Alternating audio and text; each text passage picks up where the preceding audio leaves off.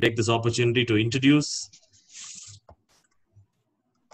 the organizing committee. I am Kaveen, Executive Vice President of JCI India and moderator of this program. And I would also like to introduce JC Hamiz, Executive Vice President of Sri Lanka, and he'll be the co-moderator of today's program.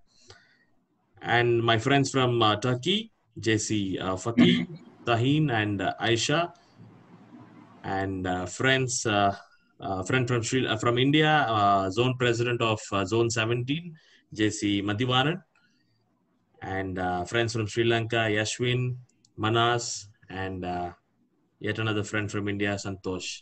Friends, please wave your hands. Friends, this is the organizing committee, and it's a big hi from the organizing committee to all the participants out here. So now the meeting is officially called to order. JC Creed and Mission. I invite JC Yaswin from Sri Lanka to recite the JC Creed and Mission Statement. Please unmute yourself and recite the Creed.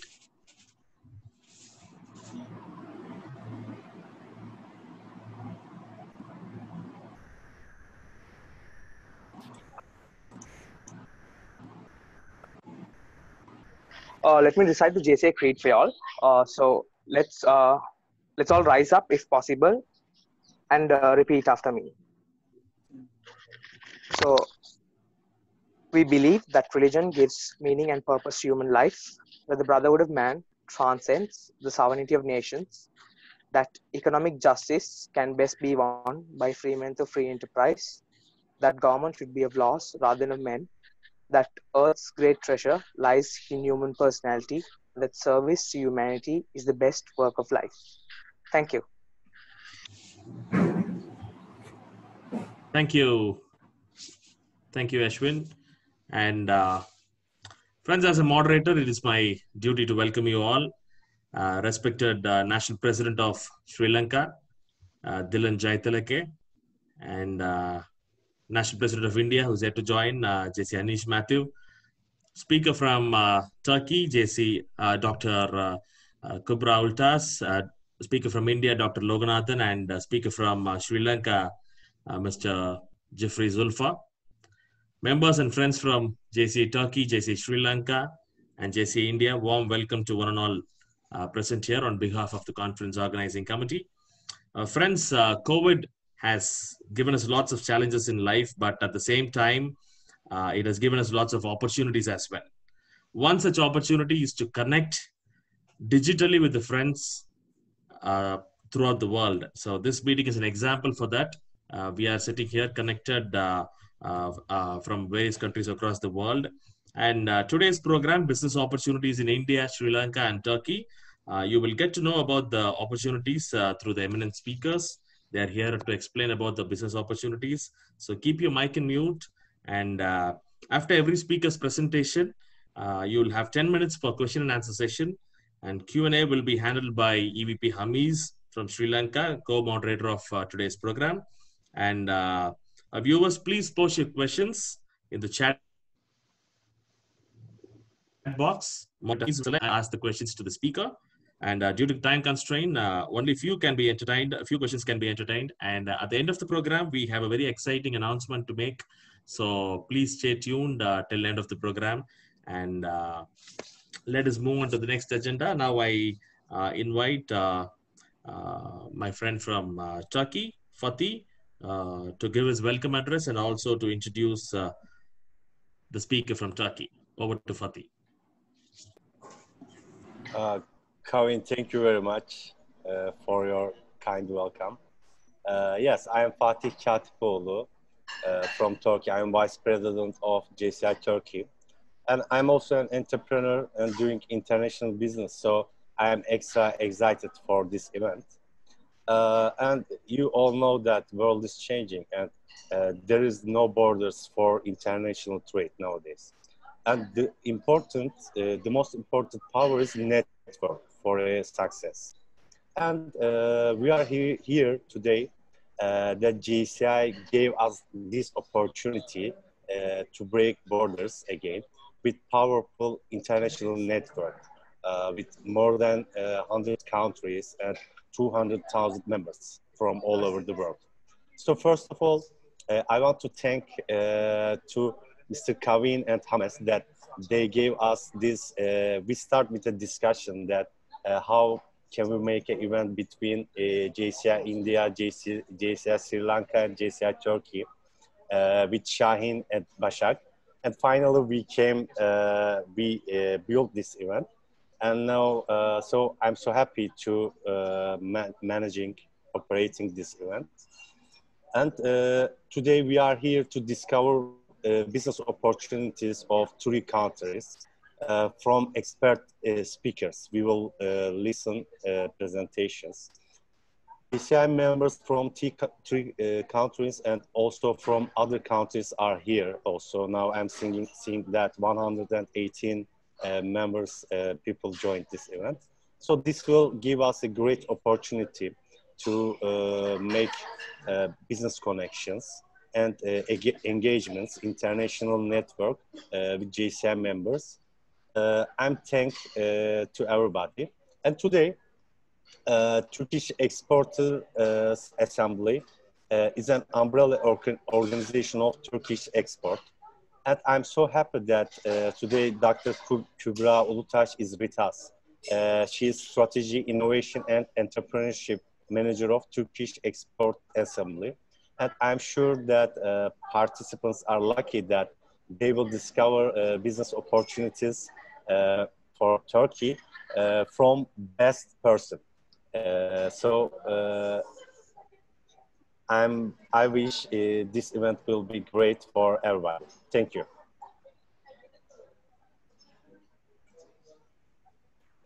Thank you. Thank you, Fatih. Thank you. Thank you. And so before we move on to the next agenda, I request Zone President Madhivanan to post the WhatsApp group link in the chat box so that it be helpful. It will be helpful for the participants to get under one WhatsApp group. And now I request Mr. Santosh to introduce the speaker from India. Thank you, Mr. President.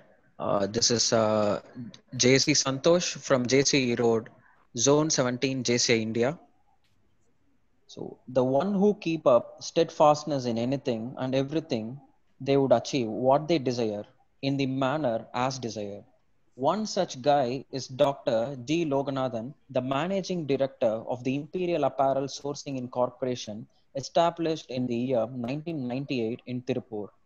Imperial Apparel is a world-renowned buying house. He is also a legal consultant in a law firm in India since 2009. The following is not a sentence, it is his educational qualifications: M.Com, ML in Business, MBA, PhD in Quality Management, besides BF Tech, that is Bachelor of Farm Technology from Tamil Nadu Agricultural University, Coimbatore. He is also pursuing postgraduate diploma in cyber law and cyber forensic from National Law University, Bangalore. He was awarded PhD on 3rd June 2013 for a research work on manufacturing excellence model for small and medium scale enterprises presented to the International University, USA. He is the winner of International Achievers Award for Quality Excellence 2008 conferred by Sri P.R. Kindia, Union Minister for Tribal Affairs, Government of India in New Delhi on 26th June 2008.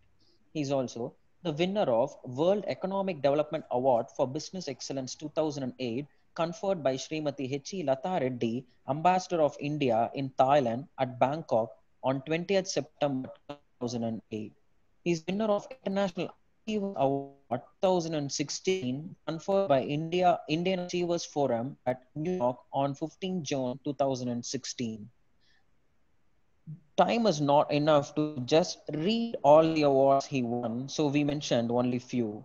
Also, he is associated with UNICEF and he is honored with Guardian of Hope for his continuous and constant contribution since 2010.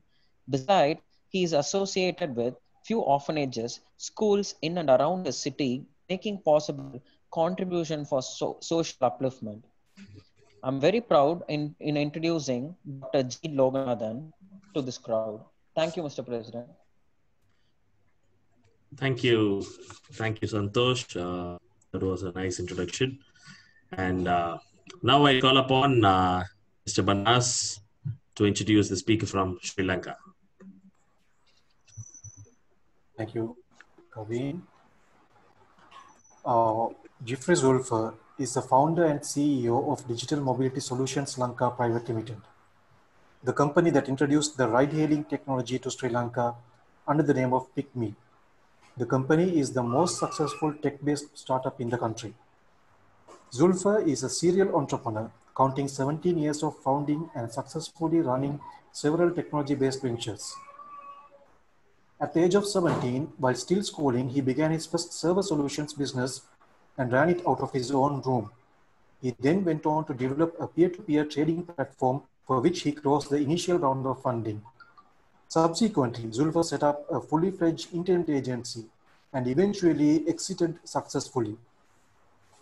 Just prior to PickMe, he contributed as CTO and part of the founding management of Anything.lk, which was founded back in 2009 and was later rebranded as Wow.lk and its acquisition by Dialog. Zulfer exited Wow.lk in 2014 to give life to his new brainchild, PickMe. Zulfer won the National Silver Award at the FCCISL Sri Lankan Entrepreneur of the Year 2018. Crediting his efforts in technopreneurship, he was also awarded the FCCISL Young Entrepreneur of the Year Award in April 2004 and the ICTA Young IT Professional Award in May 2006. He has also inspired many others to take up the challenging route of technopreneurship in the local ICT space. And he is also a past national president of JCI Sri Lanka. Thank you. Over to you, moderator.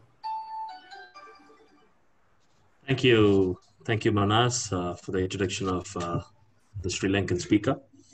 And friends, now it's time to hear from our leaders, the chief guest of today's event, our respected national presidents, our motivators and leaders who are showing the way in this tough year.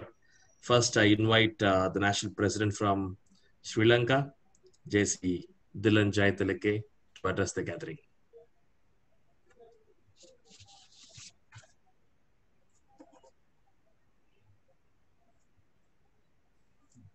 Thank you very much. Thank you very much, moderator. It is indeed a great pleasure to join this Tri-Nation webinar. Of course, very timely topic decided by the organizers, an effort put in by JCI India, Sri Lanka, and Turkey. And in this need of the hour of being experienced a lockdown, then coming back to normalcy slowly, but still about this experiencing problematic situations as a result of the same reason that we were locked down. So it has shown us way how technology can be useful in different forms at different walks of life. So this is one such initiative. Though physically we are unable to be together as we used to as JCs, thanks to technology, we have been able to connect ourselves and continue our good work that we do in a given year. Having said that, I think the topic chosen is very important, even if not for the present situation that we're experiencing on a global context. Export, import, and investment on these trade lines are of paramount importance for the economy of the country. A time where the world was talking about these things at a stretch in a more qualitative manner than in terms of a business as per se, that we had to go into face the situation of COVID-19, and now that it has taken a different turn or a different perspective altogether. And I would like to take the opportunity to thank the organizers. I know there was a lot of effort put in, different challenges, because the organizers had to connect themselves in different time zones, being residing in 3 countries at 3 different time zones, yet they made it happen. And let me say hats off to the 3 speakers, the speakers from Turkey, India, and Sri Lanka.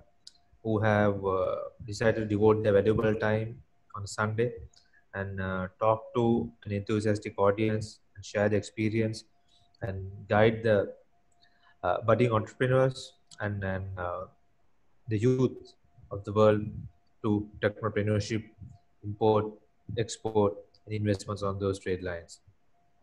So with that, let me say hello to everyone who are gathered here. I'm sure many will take part as well when the time goes on.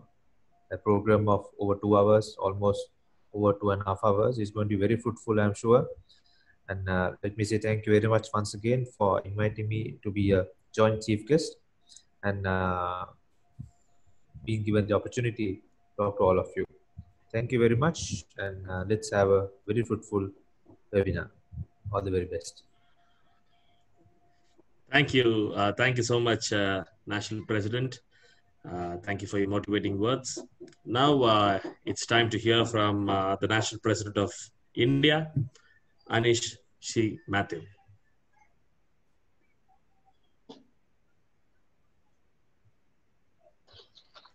Hi, thank you, Moderator JC Kavin. Am I audible? Okay. Thank you, Moderator Kavin. My colleague, National President JC Dilshan from Sri Lanka, the entrepreneurs from JC Turkey, India, and Sri Lanka, and my dear participants. It's a great privilege to be attending a business opportunities. We are attending many business opportunities, but I really catch the point. One is export, import, and investment. Normally, we are only just in business seminars, we are only just covering up the scope. What is the scope only? But here you are very clearly defined it as an export, import, plus investment. This is the right need, and this is a need of our. This is the time which we need to think that we have to put our eggs in different nest to lay out in a different perspective. Nothing can be affected. There is the possibility which can be affected during this COVID. Even personally speaking, I am one of the person affected because of this COVID-19. I'm into this cosmetic industry where nothing, no gatherings, nothing is happening. So we all know people won't, especially our Jesrets, the ladies won't wear any cosmetics when they are in home only. So this kind of things which many of the people are affected. I really appreciate the moderator. He's a big entrepreneur. And when the time changes, that this opportunity, this pandemic situation, he converted into an opportunity. He has started his own mask, and he has invented a new dimension. He's extending his horizons of the business opportunity of the mask, the face mask, which is available. So this kind of sharing of your ideas, sharing exchange of your thoughts, the possibility of investments. Now, this is that as what our COC Fatih have said, there is no borders for business. Really, what we are trying to do, we have to do business. That the 18 to 40 years of age, that what we are holding the prime age of earning, the most productive age of earning something which is betterment for our future. You should be utilize these opportunities which we have forwarded. I have really taken this opportunity to congratulate all those persons who have taken the initiative to start this JC Sri Lanka, JC Turkey, and JC India. And in India, especially, I can say Zone 70. So wish you all the very best. Thank you so much. Once again, say hi to my co-NP Dilshan and all the other officers from JC India, ZP, Madhivan, and VP and Executive Vice President, and show also. All the very best. Thank you so much. Thank you. Thank you so much, National President Anish. And that was really motivating. And thank you for marketing my product as well, as agreed. So thank you to both the chief guests who are present here and who really enlightened us with their thought-provoking speech. And now, friends, it's time to listen to our speakers. Success usually comes to those who are too busy looking for it. So to succeed, let's get busy. It's time to listen to our speakers. Each speaker will present for a maximum of 25 to 30 minutes. And at the end of each presentation, we'll have 10 minutes of Q&A as agreed. And so be ready with your questions. Whenever you have a question, you can post it in the chat box. I can see so many advertisements are going, messages in the chat box. So please don't do it while the Q&A is happening. So be ready with your questions at the end of the session. So first I invite the speaker from Turkey, Dr. Kubra Ultas. The floor is yours. Thank you so much, dear moderator. Hello, everybody from Turkey. I salute you on behalf of Turkish Exporters Assembly and by myself. It's a great pleasure to be such a good platform, good webinar like that. At first time, I thank Mr. Fatih Bey for inviting us as a speaker in such good platform. Today, I will present a presentation to you to introduce Turkish Exporters Assembly, Turkey investment and trade climate, and business opportunities between Turkey, India, and Sri Lanka. I will share my presentation now.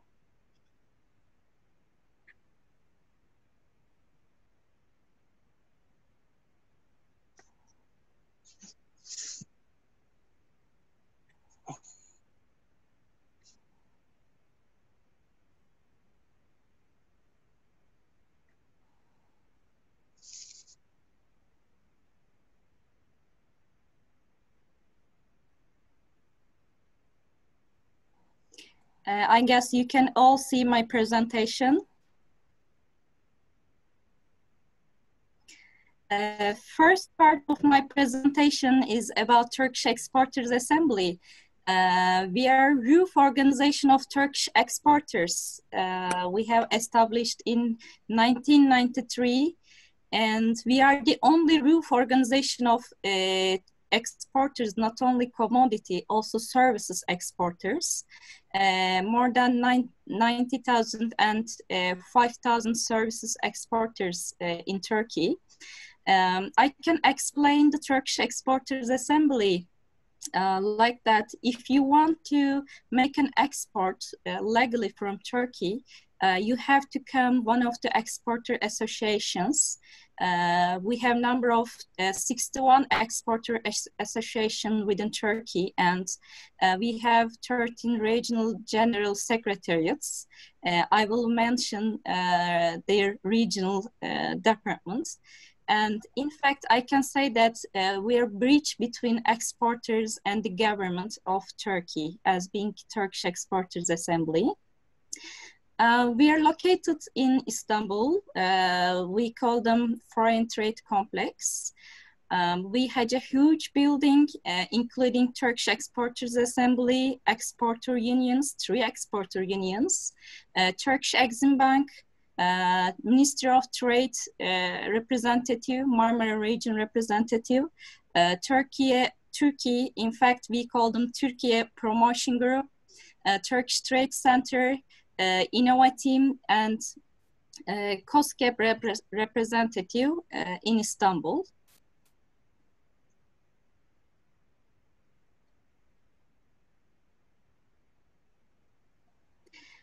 Here is the regional general secretariats within Turkey. We have 3 in Istanbul, Istanbul exporter unions.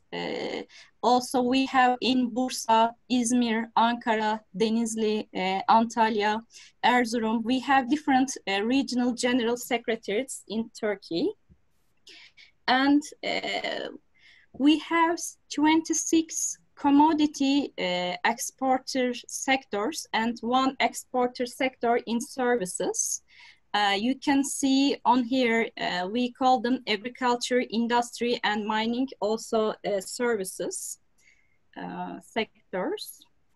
As Turkish Exporters Assembly, we have some important flagships calling Revealed Comparative Advantage Report Series, New Generation Trade Delegations, Export Radar Program, Türkiye Promotion Group, New Generation Trade Diplomacy with Turkey Logistic Centers, and increasing our exports value added. We build a institution like Innovation and Entrepreneurship Academy, and I will mention some projects within this academy. And also we have Turkish Trade Center in different regions of world. We also have Turkey Promotion Group. Also within this COVID period, we had a good company, Goodness from Turkey company. I have to mention with very briefly, thousands of boxes full of Turkish hygiene products such as sanitizer, medical masks, and traditional cologne. Went lots of representatives of commercial associations, importers, press members, and members of social media and opinion leaders. We did this action for humanitarian aid movements for a step further for strengthen Turkey's position as a reliable supplier and give a message that we produce for world health also. Within Turkish Exporters Assembly, we focus on digitalization and high value added products. So especially this year, we focus on mobilization.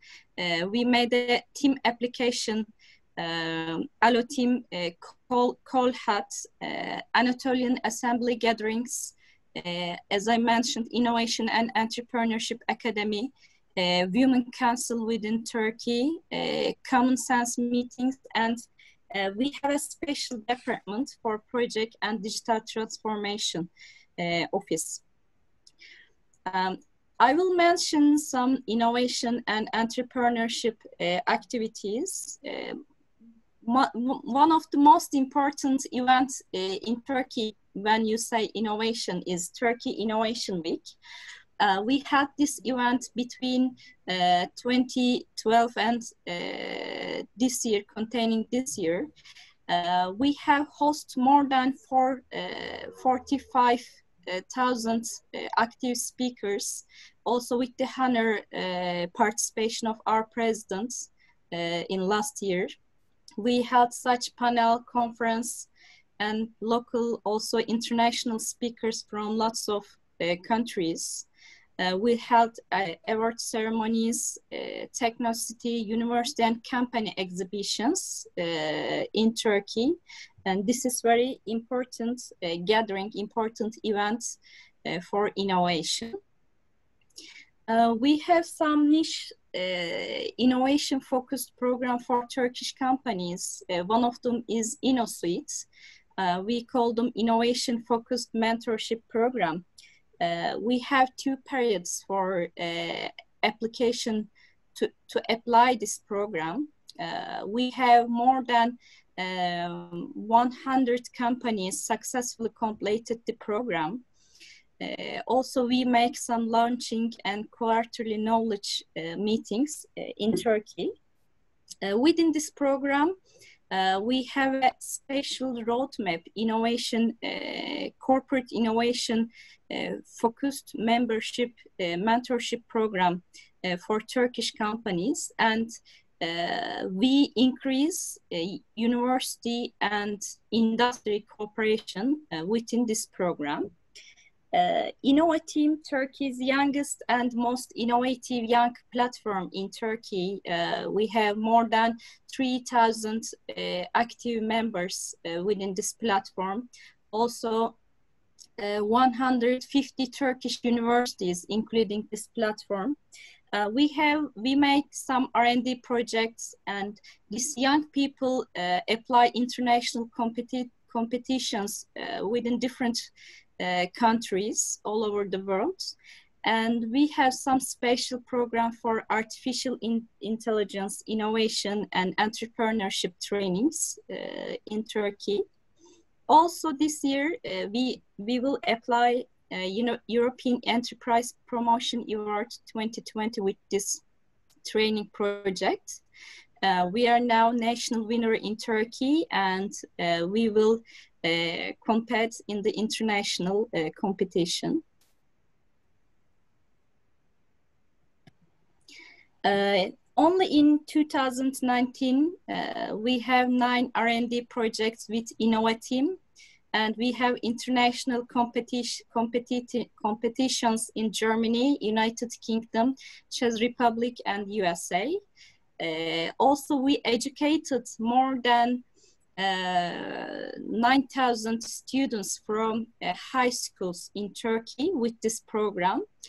We organized 32 innovation workshops and innovation trainings in different cities of Turkey. Here's some success stories for Innovateam projects. Students became Formula Student World Class competition. They were third in this competition. Also, Ethiopia's team came first in mobile satellite competition in Kansas, held in America, Houston. And Sneaky Snakes was first place in first robotic competition in Istanbul, and 6th place in World Championship Cup. Innovalik program is Turkey's first innovation development program. We work with Improve Academy with this program. Every year, lots of Turkish companies apply this program in different regions, different cities from Turkey. We compete large and SMEs in this competition, and we choose the best 3 in 5 different dimensions, calling innovation strategy, innovation organization and culture, innovation source, like that. And we held award ceremony in Turkey Innovation Week every year with the participation of Turkey President, Mr. Recep Tayyip Erdogan, in Istanbul. Also, we focused on Global Innovation Index. We work with Ministry of Industry and Technology to increase Turkey's position and Turkey's jump in Global Innovation Index. We work with World Intellectual Property Organization, WIPO, Ministry, and as Turkish Exporters Assembly, we have a special roadmap to increase Turkey's position with this index. Today, entrepreneurship is very important, as all of you know. We also work for startups in Turkey. We have team Turkish Economy Bank startup houses in 8 different regions of Turkey since 5 years. We have some strategic achievements with these startup houses in Turkey. For example, we have trained more than 5,000 university students in Turkey. We have different section, or we have different classification for entrepreneurs. We call them startup, level up, let's up, global up, when they increase their level, their export and revenue. Also, we have some special programs for techno days, startup to corporate meetings, some programs for women entrepreneurs. And also last year, we gained an promotion awards from European Enterprise Promotion Awards from European Commission last year, increasing Turkey's innovation ecosystem with this program. And with the COVID process, we increased our activities, some webinars like that. We are also member of Global Accelerator Network, GAN Network, with TeamTap Startup House. And we have some video conference series with not only with GAN, also with other topics for our entrepreneurs. Also with the COVID process, COVID pandemic, we make some introduction of our startups within Turkey. that fight against COVID-19 pandemic. I would like to share some successful stories of the entrepreneurs such as Arvia and Holacon. I will share my presentation so you can easily read their business and their interested areas. Also, my second part is why to invest and trade with Turkey. You all know Turkey, our population is more than 83 million, and we have very young population, including 56 million, we can say, young population. Also, we are intersection of continents. We have a unique hub for companies and corporations, easily reachable location, strategic location between Europe, Middle East, and Asia. Also, we have time zone advantage for key markets, strategically and fiscally strong. And as OECD classification, we are 13th largest economy in the world. When we look at a glance Turkish economy, we have renewed quality proven production standards, solution-oriented and agile business culture, energy pipelines from Western Asia and Europe. We have skilled workforce for cost advantage, world-class banking services, and lucrative incentives in a liberal investment climate. Also, enhanced business trip with an extraordinary touristic and cultural leisures and attractives. Trade and export dynamics of Turkey, when we look at the numbers, we have robust economy, domestic market and custom union with European Union. We have strategic location, favorable demographics, skilled workforce, continuous reform process, business friendly, R&D ecosystem, and lots of opportunities for investors and traders. We have, as Turkish economy tripled over past 16 years and promising more growth in the future, including COVID process. And we have entrepreneurial private sector climate for entrepreneurs and business people. The convenient location has enabled Turkey to tap a significant export opportunities with increasing diversified market and products.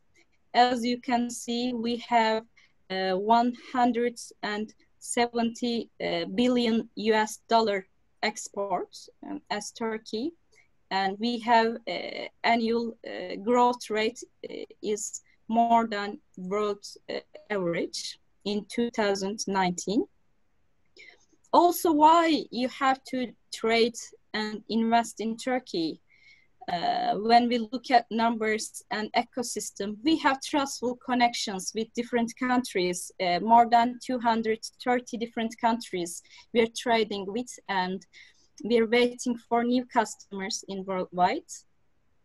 Turkish products such is known as durable and profitable over the global markets, and different countries where trading shows that how Turkish market is trustable now and in the future.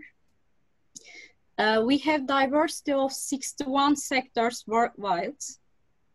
We present variety products for different sectors and with our best quality and condition for all over the world. And we give some supply chain advantages for producers, and different markets researchers may interested in different type of raw materials in Turkey. We are power of exporters in Turkey. Our mercantiles are really skilled. Most of our merchants are doing their family businesses, and their experience come from 100 years. So they are very experienced. And by the way, our product quality depends on our merchants' successfully family history. And we say that would you like to supply lots of products from Turkey, because we give such rich product variety for countries, and we say Türkiye, country of product wealth. If you demand to import different products, you can take them in Turkey easily. And we have huge companies give us best quality products in Turkish market. And visitors always have another choice for the same product demands from Turkey. We have miracle advantage of the East and West. Our geographic location gives us a great potential to trade with various countries all over the world. The experience of the East and West history gives us different skills about producing and farming. The great story is written in this land, in Turkey. All the products that we produce have great stories on its backgrounds. My presentation is bilateral trade and cooperation between our countries, especially Turkey, India, and Sri Lanka. Because of COVID pandemic, we started to make our trade missions virtually. One of them was with India. India virtual trade delegation we had in June, with the participation of Turkish exporters and more than 70 company representatives from India. We made B2B meetings. Within the program, we have some special training programs, B2B meetings and video conferences with business people. So this was very fruitful and effective for us. We focus on some special sectors with these meetings. For example, for India, the sectors was agriculture, FMCG, agricultural machinery, cold storage depots, and air conditioning. Buyers and traders had with these meetings. When we look at the numbers, bilateral trade with Turkey and India, export from Turkey and import from India, we give trade deficit with India. We can see from numbers. Our main export products is gold, marble, oil seeds, and metal ores, and main imported products is petroleum oils, synthetic filament yarns, and vehicle parts. These are also with product section from trade map data. Turkey's import to India, India's import from world, and Turkey's export to world. You can look at numbers after the presentation if you're interested in within the sectoral classification. Also, bilateral trade with Turkey and Sri Lanka. Also, we give trade deficits in 2019. Our main export products is iron and steel, textile fibers and products, electrical machinery and devices. And main important products is clothing and accessories, coffee, tea. Also, more numbers, sectoral numbers with our exports, Sri Lanka's import and Turkey's exports. You can see more detail here. Also, I would like to share our contact details. If you have more questions from Turkish Exporters Assembly, exporter unions, you can all the time call us, email us. Also, you can follow our updates on our social media. From Twitter, Instagram, YouTube, or other channels. Many thanks for giving us the opportunity to introduce our Exporters Assembly and Turkish economy and business and trade opportunities with countries. Thank you so much.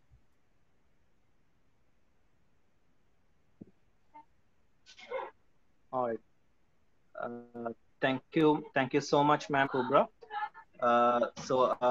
Participants, if you have any questions, you can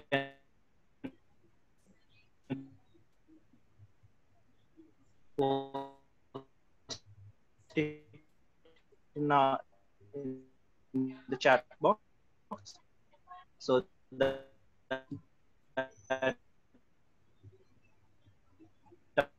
I can convey the questions to. So, question which was posted while you. Question was how is the scope of being Am I audible? We could not hear clearly your voice. Yes. The question was how is the scope for PPE products and COVID preventive products in Turkey?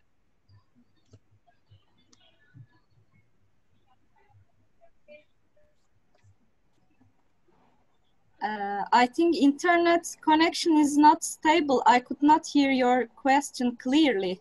Hamis, I think you should switch off your video so that connectivity will be better.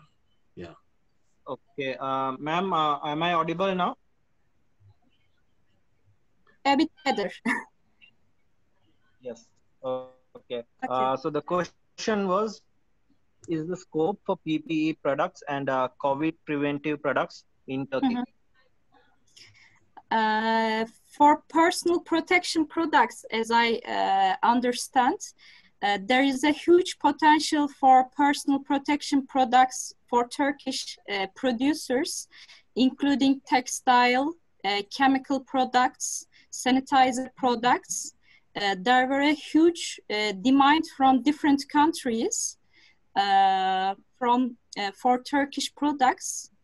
We accelerated the producing these products, and also to increase our international cooperation.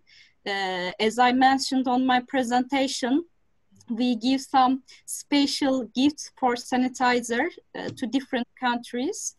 Also, I can say that this process is accelerated. Turkish textile, chemical products to other countries.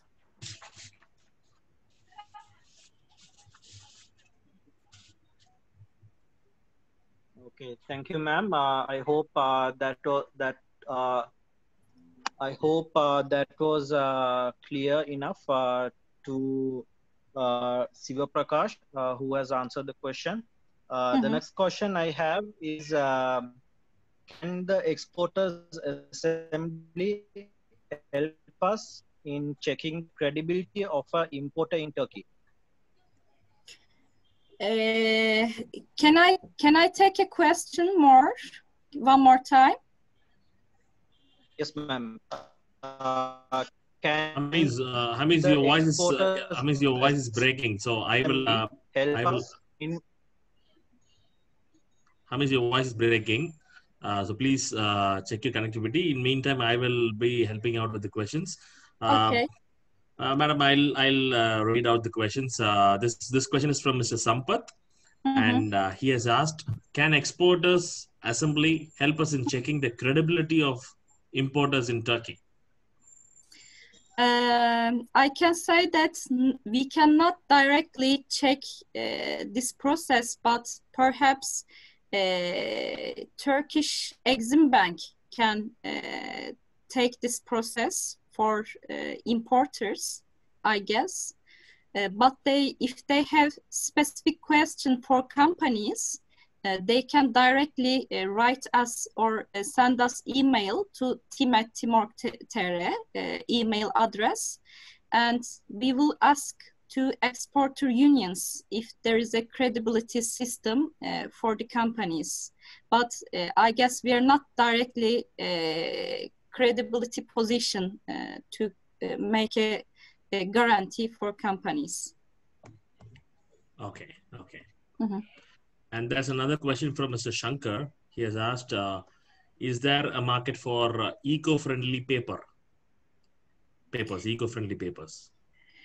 I think there is a potential for this market because with the update of custom union process within Turkey, we are more focusing on eco-friendly production in Turkey.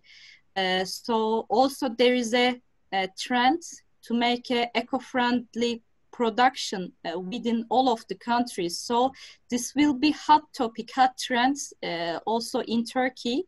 So there is a cooperation possibility with this sector, I guess. All right. Mm-hmm. And there's another question from Mr. Santosh, and he has asked whether is there any demand for handloom products, silk products in Turkey? Is there a market for handloom silk products in Turkey? Mm-hmm. I think there must be a demand, but we have to check the numbers from global trade map. Also, for specific question from exporter unions, is there a demand or special demand for handloom silk products in Turkey? For example, for this question, we can ask to Istanbul textile exporter unions if they want to specifically make a cooperation in Istanbul companies or other companies. For example, in textile sector, we have exporter union in Izmir and also in Istanbul, also in Gaziantep, in different regions of Turkey. So if they want to sell some specific region, or if they want to make a cooperation with some specific producers in Turkey in different regions, we can send their contact details to this person, Mr. Sumangali, if they are interested in. Okay. Mm-hmm. And this question is from Mr. Shiva Prakash, and he has asked whether Turkey is importing PPE kit and COVID preventive products, or is Turkey manufacturing it by itself? I cannot say 100% we are producing ourselves. I don't know the ratio, but most of them we are producing. But some of the products we produce in other countries, I guess, including India, Sri Lanka, Bangladesh. So we have to look at specific product classification that we all produce ourselves, or we produce in other countries. Okay. And this question is from Mr. Karthik. And I mean, he wants details of salt and banana importers in Turkey. Where do we get those? I can say that there is no importer association in Turkey. I can explain the organization chart like that. We work as an export promotion organization. We can say that trade promotion organization, TPOs, you all know. We work like that. And we directly work with Ministry of Trade in Turkey. So there is no specific importer association in Turkey. There is a specific association for exporters. But if you want to take more information about importers, we have to contact with Ministry of Trade within Turkey. We can ask them and take their reply for this question. Okay. I'm getting so many questions. And this question is from Mr. Raja. Is there any what is that? Scope for IT products? Scope for IT products in Turkey is like servers, networking products, and firewall. Which products? I could not understand clearly. information technology related products like servers, networking products, firewall. There is a specific services exporter union in Turkey. We have not only commodity services, also services sector and specific exporter union for services sector. Within exporter union, services exporter union, there is lots of classification for services, including IT services, telecommunication services, and IT products. So there is a, I guess, huge demand for this sector, also considering entrepreneurs working on these sectors.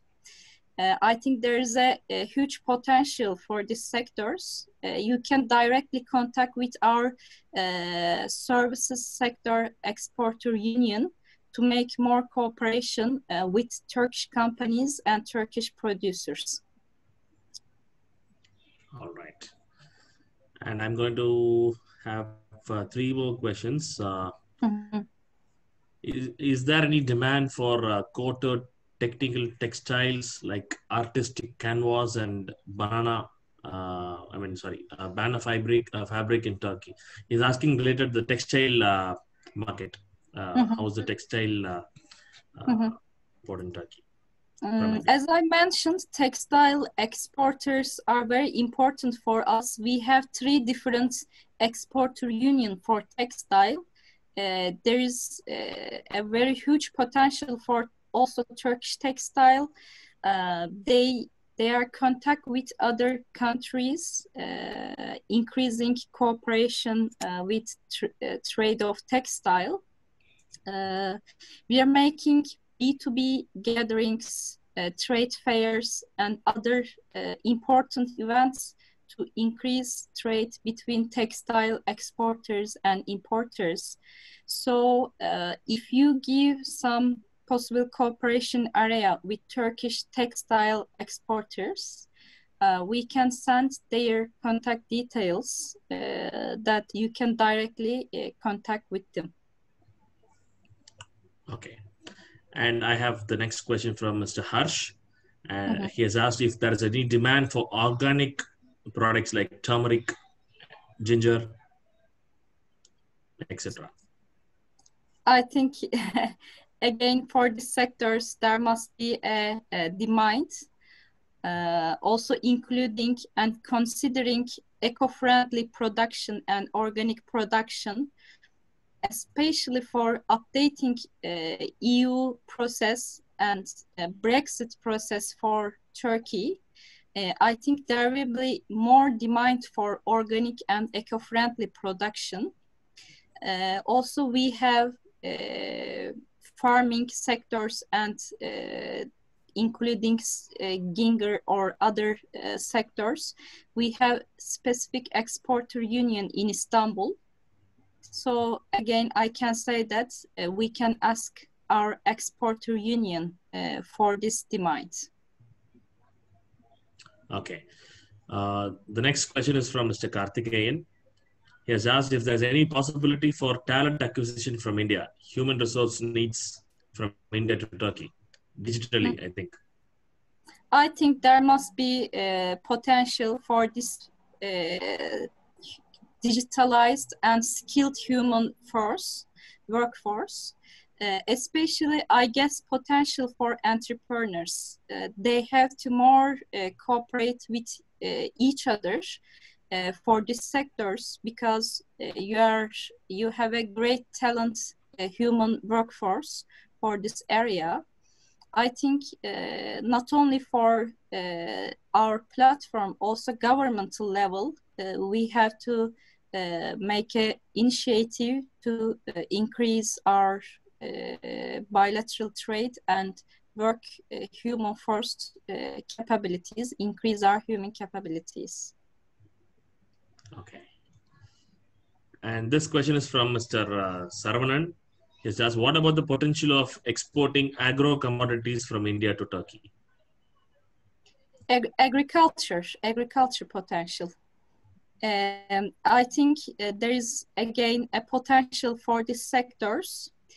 If you have specific question to learn potential of their sectors within Turkey, they can send us an email.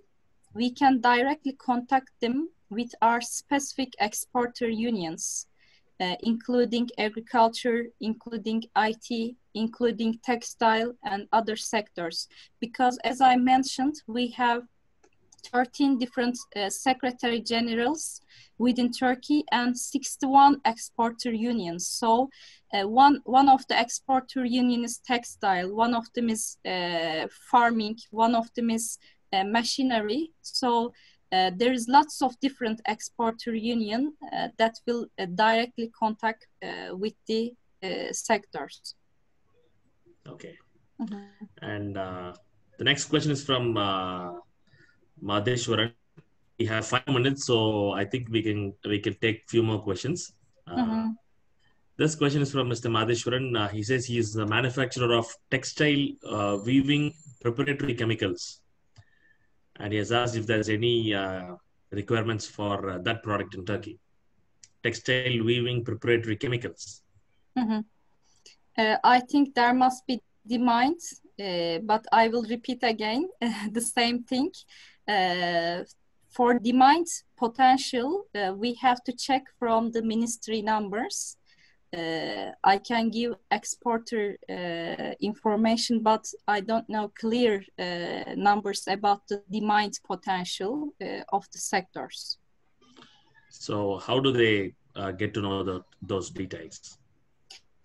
We can give the Ministry of Trade details, and I can say that they can check the demand potential and trade potential with the trade map database. Within this database, they can look at the trade volume if Turkey imports from the other countries. For example, if we import from European countries, but you have potential, perhaps there is a cooperation between the countries, and we can demand potential from your country, from India, for example. So we have to look at the volume, our import volume, and then we can check them contact details from the Ministry of Trade. Okay. And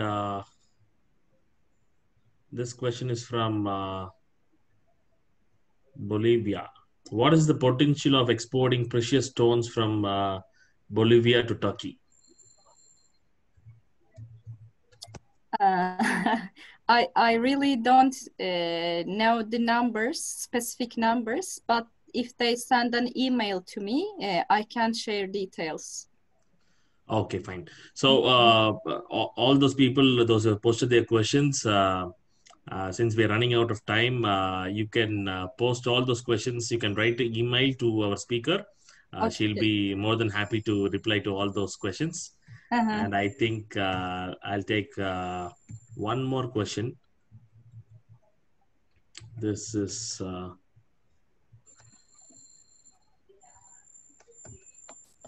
one second.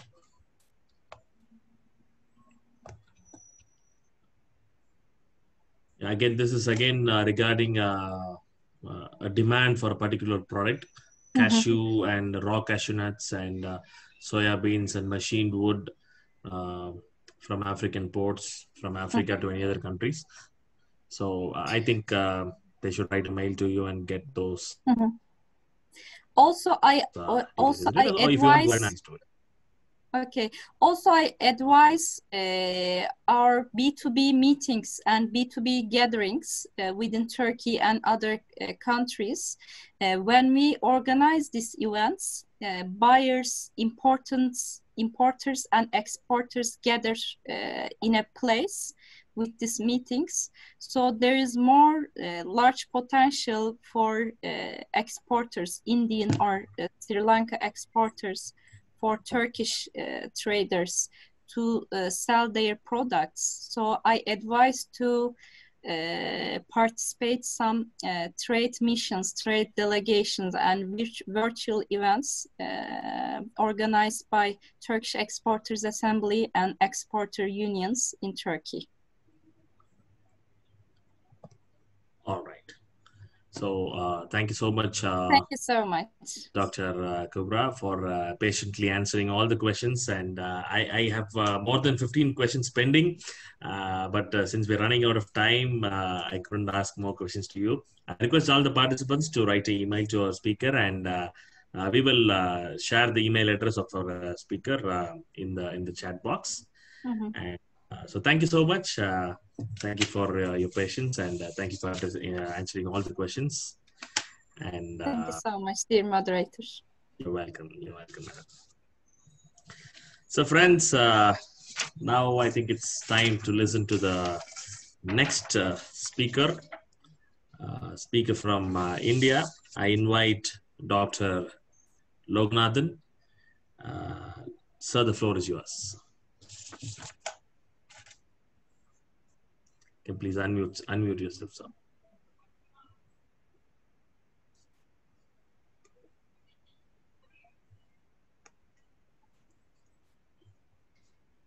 Good evening to all. First of all, I would like to thank JCI, the president of JCI, and Mr. Kavin and Mr. Mati, who has organized a wonderful opportunity given to me to share my experience, to share my views on the business opportunities in India. So, as we all know that India has the very potential market, is looked upon by every developed countries. Mr. Kavin is audible. All super developed nations eyeing on India, and India is continuously, constantly growing since the independence. In the year 2014, the new government has formed. They started working on 3 mantras, maybe 2 mantras, I would say.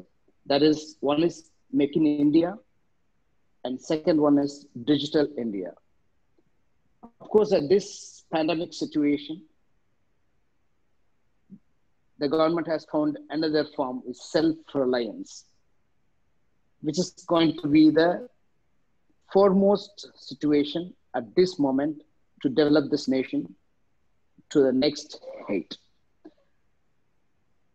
I would say that the Indian population, the younger generation, is 2/3 of Indians falls between 15 to 59 years old. That is the youngest population in the world, and very potential entrepreneurship.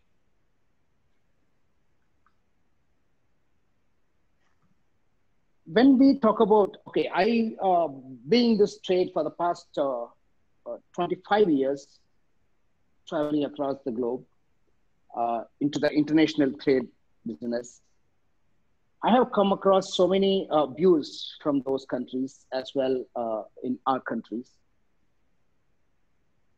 I would like to share a few things that what I have found, which is very potential for Indian business, what India can do for India as well to the other countries.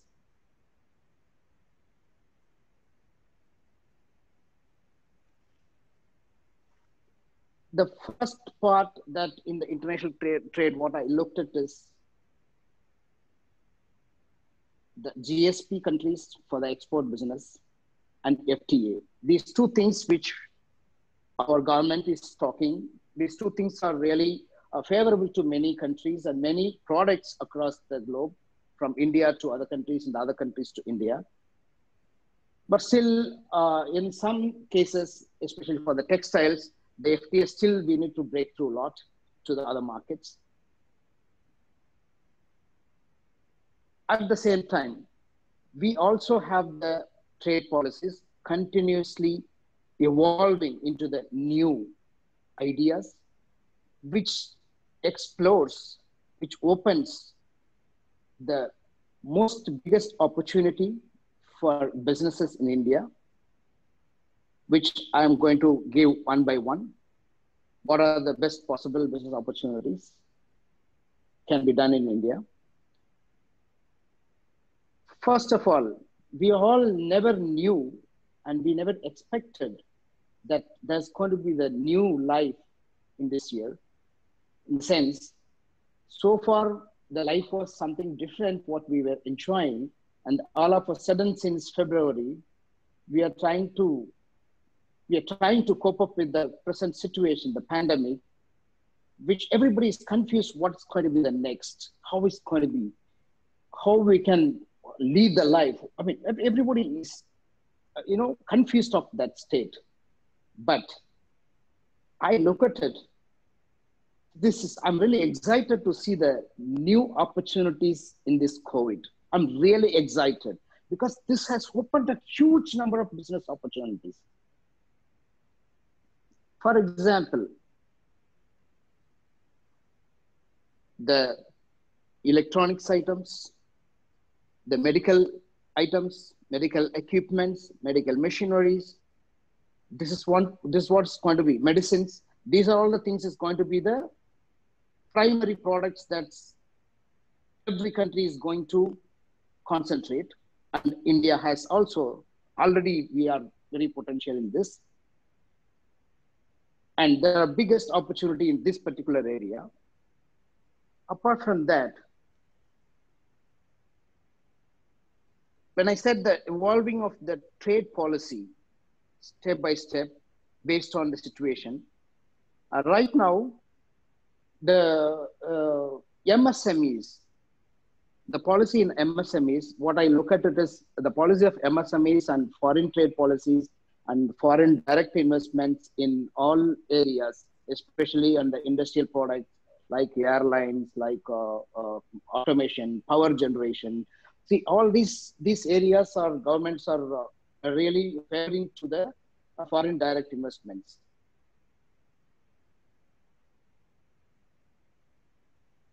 And the refined labor laws.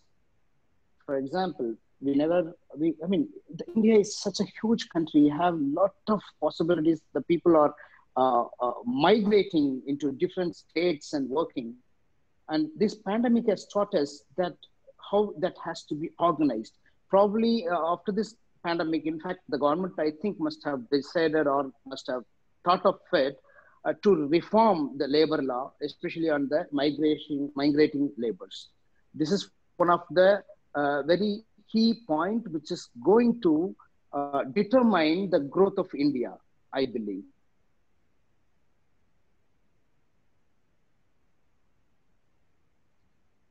Then the industrial policies.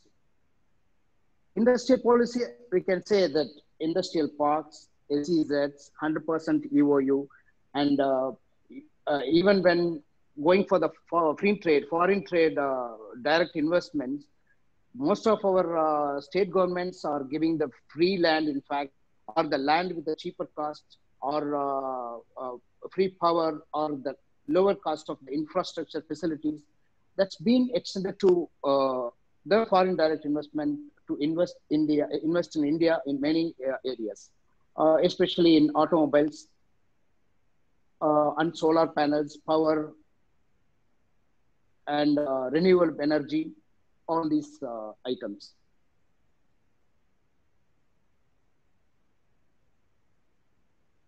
Yeah. Then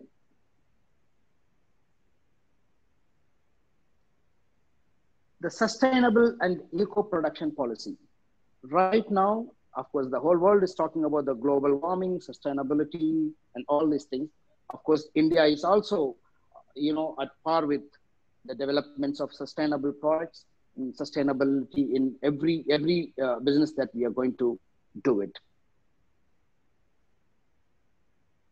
In these circumstances, we have Make in India, we have Digital India, we have right now self-reliance. These three concepts are really penetrating into the Indian mind, which paving the way for the developments of every business, even small business activities, and which is a great opportunity for areas. When I'm talking about the opportunities here in India, it's completely treasured.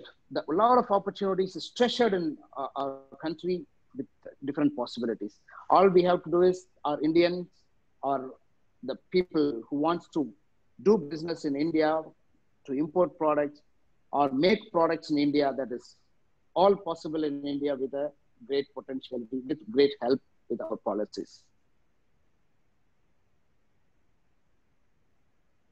Then after this COVID or during this COVID, currently we have the international political situation, which we all aware of that there is an unfavorable situation which is happening, due to which there are a lot of sanctions, a lot of curbing on imports. So we have the opportunity to develop those items, to produce, to manufacture those items within India, which is very, very huge, especially on the fast moving consumer goods. This is one of the biggest area which we can really concentrate on, even it's abundantly available. So we would request many countries, any country, to come in to join with us, to invest into it and make a production here also. And the MSME position here in India is really, as I said earlier, which is really doing good. The policy is reaching to every part of any small businesses. There are a lot of, the loan facilities is given with the lowest interest rate or even tax holidays. A lot of things are happening. So this one promote, this one induce, this one helps the entrepreneur to do something else, to do some business, to make the business to become an entrepreneur, by the way, to develop the country with the more and more businesses which can make cheaper product, means cheaper in price, the quality product, but cheaper in price, like other country where we are importing a lot, like cell phones and other things. The next one is infrastructure. When we talk about the infrastructure, which India is growing, as everybody is eyeing on it, and infrastructure, the foreign direct investment is mainly going towards the infrastructure like road, ports, and transport, surface transport, air transport, everything there. Everything is coming under this infrastructure, which is really coming up, and every government is doing their best part to enhance the facilities to connect the world in a bigger way. Then when we talk about the power sector, though we have a power facilities like hydro and atomic and all these power facilities, but still we depend on some of the product for the enhancing the powers.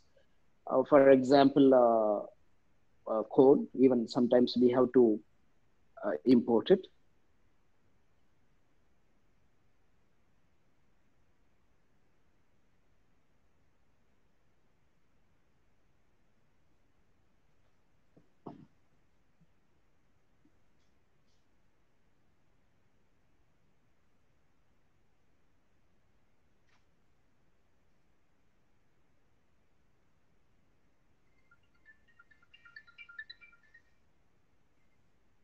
Hello.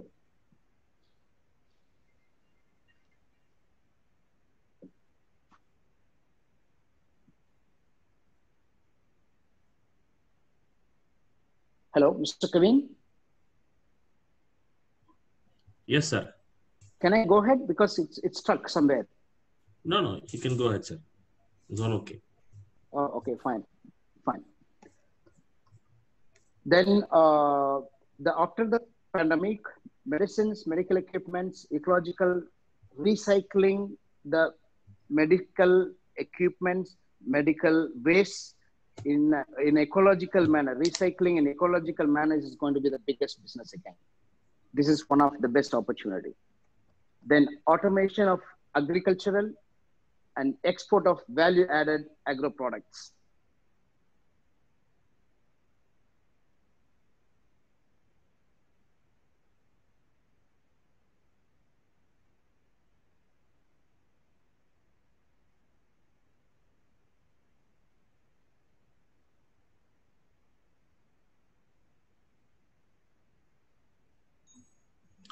Sir, we can hear you. If there's any network issues, you can try switching off your video and connecting. No network issue. I thought just because you're on the phone, so whether I should continue the... No. We are just I checking can. about the technical issues. No issues. Fine. Okay, fine. So as far as the textile is concerned, like Indian cotton is the best, the second biggest industry which contribute in the textile next to agricultural. And we are already very strong in cotton fabrics, but right now we would like to go for the man-made fabric, man-made fiber, processing, finishing, embellishment has a great potential business opportunities in India. Because right now, for example, we are unable to import from the other country where these things are available abundantly. So far, we were all depending on these products.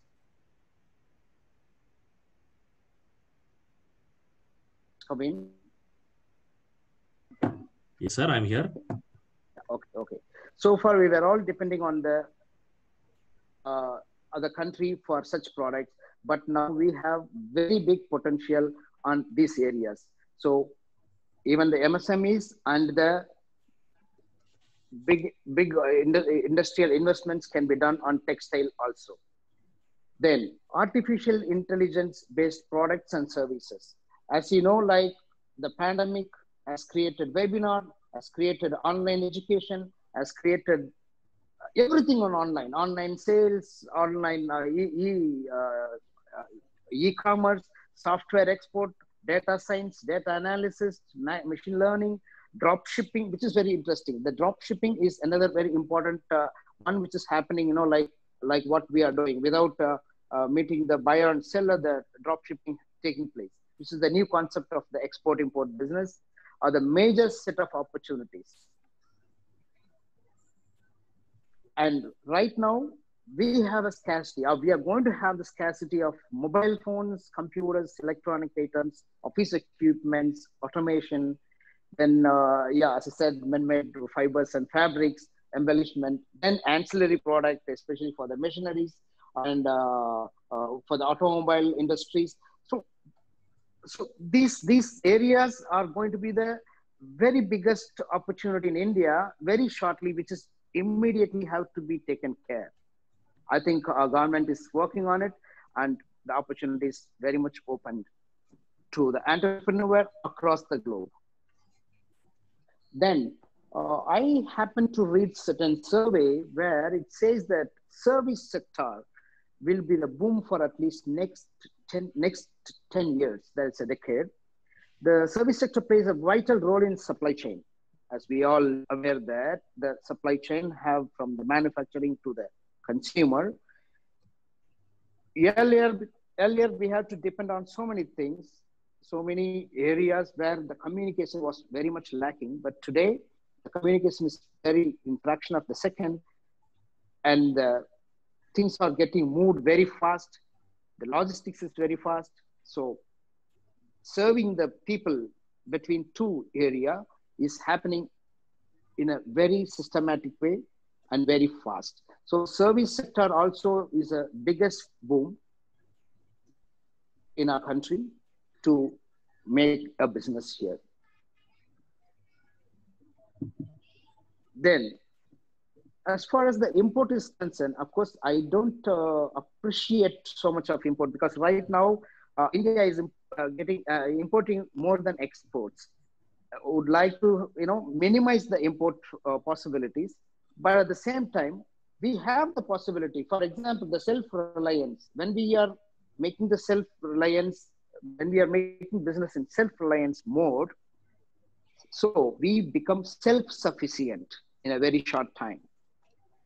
So once we become self-sufficient, obviously we need to do a lot of exports, and the self-reliance invites a lot of investors to join hands with us to manufacture more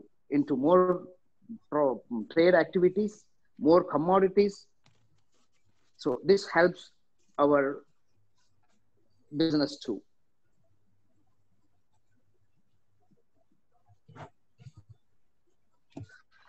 I wish that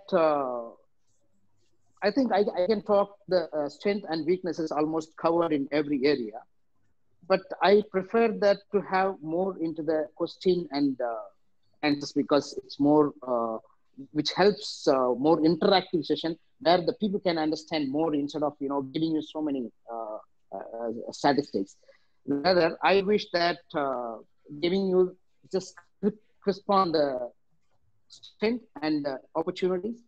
Hope the product possibilities, hope the trade policies, what our government is doing, all together is bringing India to the next level in global market. Hope I think we can go for the question and answer session. And I would like to say that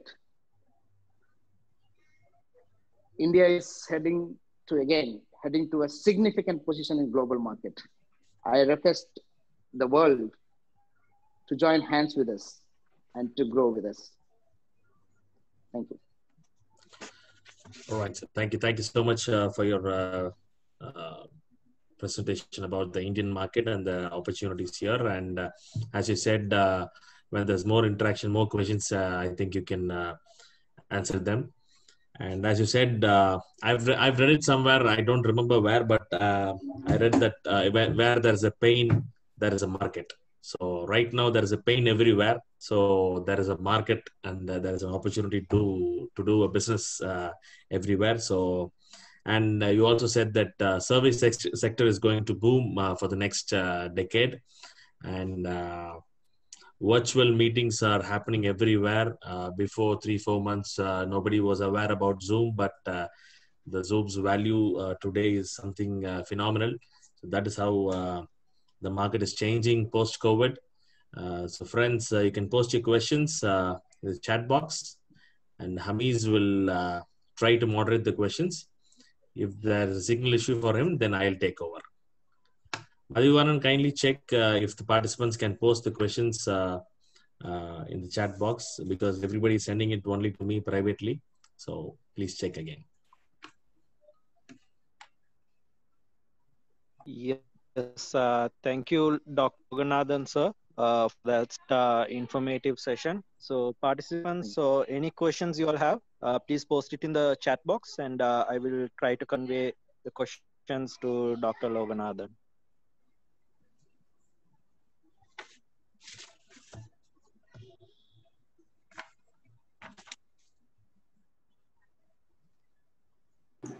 The question was arrived, sir, from Albert Martin David. Yeah. Hami, sir?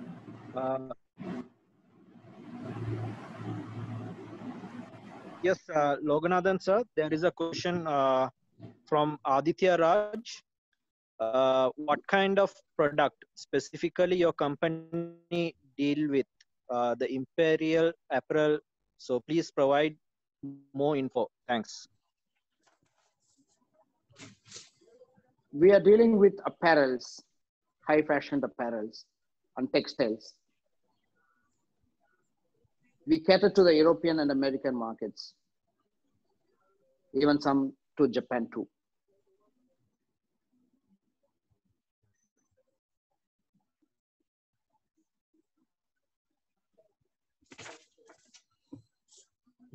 Do we have more questions? Participants, you can. Yes, there is another question from Bhuvanesh. India makes only 4% on global textile, even though we are having huge potential. As the world wanted to reduce the imports from China, will Indian textile industry is capable of capitalizing it on? The countries like Vietnam, Bangladesh is growing a lot in textiles, but not much on Indian side. Your ideas on that, sir? Of course, yes, India can do wonders.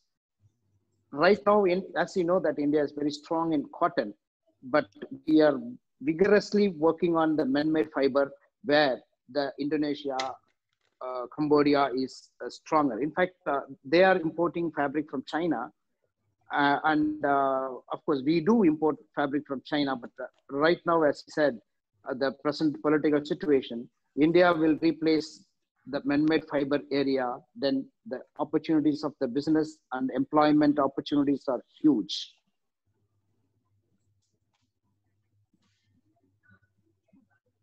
Okay, sir. And there is another question from Red Sari. His question is, what are the opportunities to import to the USA at this current pandemic situation? Yeah, as usual, we are still, stronger in exporting software than agricultural products like rice, dal. Yeah, these are all the products we can export to USA. Also textiles, of course, textiles, as you know that America is already biggest player in China, import from China. And even America don't have the, even America and India have the same situation with China. So India has the big opportunity to sell and export all the products that they have, or at least 80% of the product that they were importing from China. Okay, great, sir. And one more question. How is the frozen meat, frozen fish market to export from India?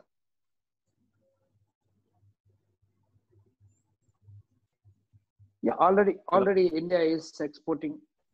The question is over. Yes, Can sir. I answer? Yes, sir. Yes, you can. Okay. So India is already exporting a lot of seafood items to China, especially.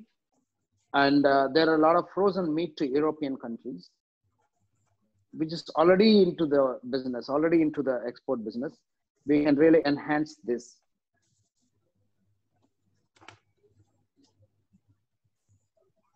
Okay, sir. And there is another question. Yeah. From Loganathan. Is there any opportunities for abroad education? Since you have mentioned that service industry has the most number of opportunities these days, so is there any opportunities for education abroad, like abroad educations? In the sense that universities from abroad opening universities here in India and get the opportunity of the Indian students to study? Yes, sir. Yeah, that's already in the card of the government. I think it's already there. It's very, very soon it's happening. And even right now, it's a few universities are existing in India, I believe. Great, sir. And any other questions? If you have any questions, we have 3 minutes for Dr. Loganathan's Q&A. Any questions, you can post it on the chat box. Meanwhile, while the participants are posting their questions, I have a question to ask Dr. Loganathan. Sir, I know I've heard about you. I know that you are an expert in textile industry. So how do you see the market before COVID and post-COVID, and what is the difference, and what will be the new normal? People are talking about when you can never expect the business to be the same. While it used to be before COVID, and now post-COVID, we all must get used to the new normal. So what is the new normal, and how is the export market going to be for textile industry, and maybe specifically you, since you are from the textile hub Tirupur, what is happening out there? What is the future? Yeah, textile, as you know, it's consumer product that always it's in demand everywhere. So far, the European countries and American countries is the biggest consumer of the textiles, which they mainly import from India. China, Bangladesh, Cambodia, Indonesia, even to India also. But what we were into so far was cotton product. we were into cotton products, and we were ruling the market in cotton products. We make a very fantastic cotton, fantastic fashionable products, but we were lacking in man-made fibers, which we still, to be frank, we still depending on China for the man-made fiber like polyester, modal, anything man-made fibers we have to import it from China because it's cheaper. And right now, after the COVID and after this situation with China, we are forced to make these fabrics in India. We are forced to make such accessories, embellishment in India itself. But it's not going to happen immediately, but it will happen very shortly. So till then, we will have a little struggle, but I'm sure that we will not lose our identity.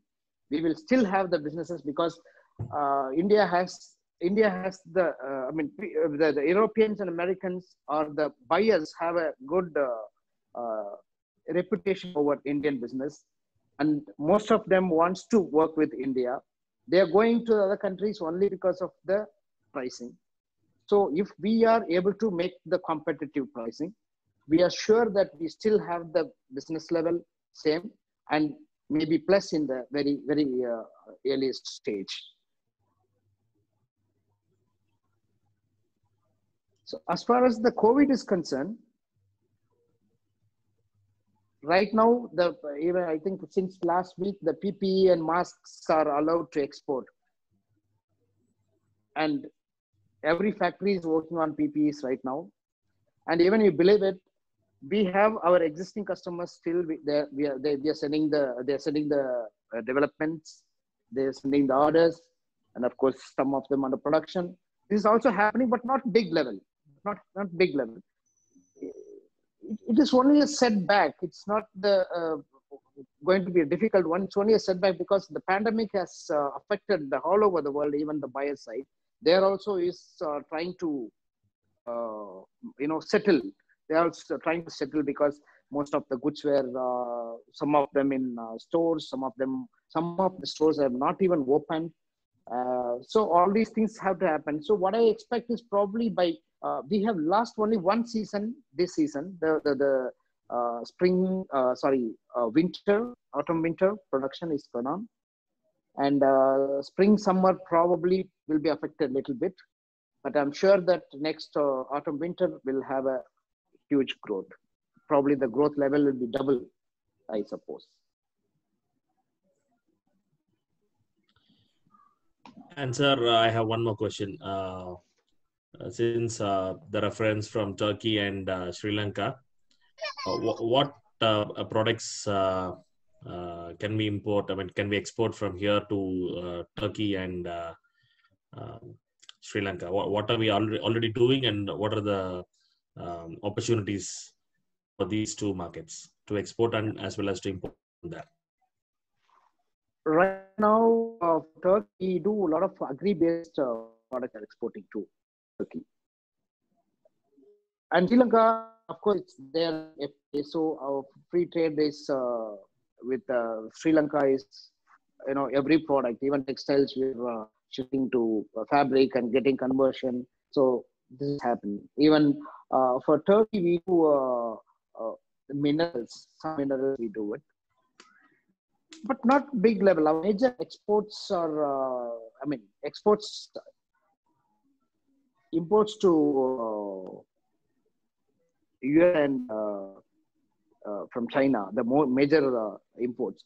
But as far as Turkey is concerned, to my knowledge, we can increase the volume of agri-based products. And value add products from agricultural, they can do that.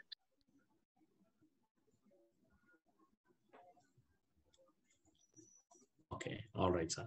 So Hamid, do we have any more questions for Dr. Loganathan? I have one more question. The question for Dr. Loganathan is due to pandemic, more unemployment is in scenario, and our economy is now slowing down. What is your opinion And is there any recoveries? Absolutely, it's going to be the recovery because it's only a slow down disease. We are going to recover very shortly. It's not going to the same. It's not going to the pandemic. It's not going to be mine forever. This will get changed. So automatically, everything will be to normal, but in a new normal, which has a lot of potential.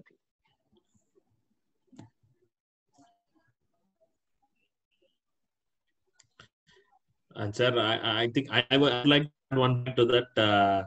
On a lighter note, I think 2021 is going to be a big boom for everybody comparing to 2020 because this year is zero. So next year it is anyways going to be growth comparing to 2020. Of course, yes. Of course, yes. So I thank you once again to all of you and my co-speakers too, sharing their ideas. And of course, we welcome the entrepreneurs to more business with India and grow with us. Jai Hind. Thank you. Thank you so much, Dr. Loganathan. Friends, if you have any specific questions, you can always contact Dr. Loganathan through, he will be sharing his mail ID in the chat box at the end of the program. If you have any specific doubts, you can write a mail to him. So thank you so much, Doctor, for throwing us, throwing light on the exporting opportunities. Thanks so much once again. And now it's time to move to the next speaker. We have Mr. Jiffy Zulfa from Sri Lanka. The floor is yours, sir.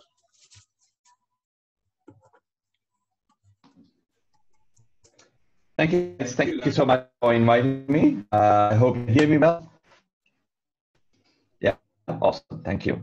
So let me take this opportunity to thank JCI for inviting me. It's nice to be back in this organization. I've been a member about, I think, a good 10 years ago. Was it? Yeah, I think it was about 10 years ago. Obviously, being a national president as well. Happy to be back. Happy to be talking to some of the members here. So I think my topic was to sort of talk about Sri Lanka, right? And as the other speakers have also done. I'm not going to go into details about what the country is and all that. Obviously, a country with over a 3,000-year-old history. If you haven't come to this part of the world, I think once COVID is over, you should first get a ticket and come over here. So I think we've got a nice history here, a country that is small, but a lot of things to study about, in terms of history and in terms of culture and in terms of nature. So I think more importantly, we are a nation of 21 million people. Our traditional businesses include things like tea, cinnamon, cardamom. These are some of the traditional exports that the country has been doing. And in the last 20, 30 years, we've also been one of the major exporters around the world for textiles. For most of the major brands around the world. And at the same time, one of our biggest exports also, or you should call it exports, but tourism is also very big.